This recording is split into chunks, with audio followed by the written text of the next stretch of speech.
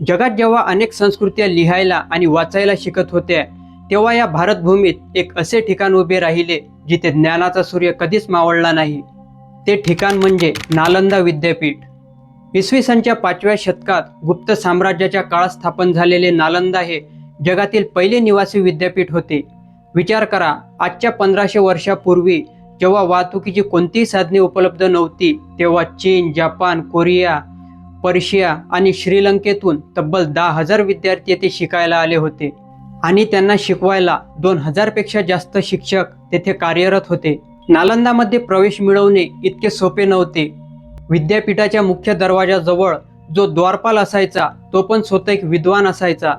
प्रवेश हवा असेल तर आधी त्या दरवाजाजवळ उभं राहून त्या द्वारपालाच्या प्रश्नाची उत्तरे द्यावे लागत असायची. यामध्ये 10 पैकी 2 ते 3 विद्यार्थीच पास व्हायचे. आणि इथे फक्त धर्मशास्त्रच नाही, तर खगोलशास्त्र, गणित, वैद्यकशास्त्र, धातुशास्त्र आणि तत्वज्ञान या सर्व विषयांचे मोफत शिक्षण दिले जायचे. नालंदाचे सर्वात मोठे वैभव होते तिथले ग्रंथालय, ज्याला धर्मगंज असे म्हटले जायचे. हे ग्रंथालय एका इमारतीत नव्हते, तर 9 मजली भव्य 3 इमारतींमध्ये पसरलेले होते, ज्यांची नावे रत्नसागर, रत्नोदधी आणि रत्नरंजक होती.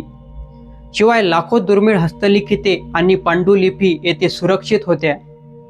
प्रसिद्ध चीनी प्रवासी हुएत्संग जेव्हा नालंदामध्ये आला, तेव्हा तो त्या विद्यापीठाची भव्यता पाहून नतमस्तक झाला. पण दुर्दैवाने या ज्ञानाच्या मंदिराला कोणाची तरी वाईट नजर लागली आणि 12व्या शतकाच्या शेवटी बख्तियार खिल्जी नावाच्या आक्रमकाने या ज्ञानाच्या केंद्रावर हल्ला केला आणि निष्पाप बौद्ध भिक्षू आणि विद्वानांची कत्तल केली गेली आणि या वैभवशाली ग्रंथालयाला आग लावून दिली. म्हणतात की तिथले ग्रंथालय इतके अथांग होते की तिथली पुस्तके सलग 3 महिने जळत होती. विचार करा, आपल्या पूर्वजांनी हजारो वर्ष जतन केलेले ज्ञान, विज्ञानाचे शोध आणि इतिहास अवघ्या काही दिवसात जळून खाक झाला. पण नालंदा ही फक्त एक इमारत नव्हती, तर नालंदा हा एक विचार होता आणि विचार कधीच मरत नाहीत. 800 वर्षानंतर आज तो ज्ञानाचा दीप पुन्हा प्रज्वलित झाला आहे. बिहारच्या राजगीरमध्ये नवे नालंदा विद्यापीठ पुन्हा बनविण्यात आले आणि 2024 मध्ये या नव्या नालंदाच्या उद्घाटनाचे काम पण पूर्ण झाले. नालंदाचा इतिहास आपल्याला सांगतो की इमारती पाडता येतात, पुस्तके जाळता येतात, पण भारताची ज्ञान परंपरा कधीच नष्ट करता येत नाही.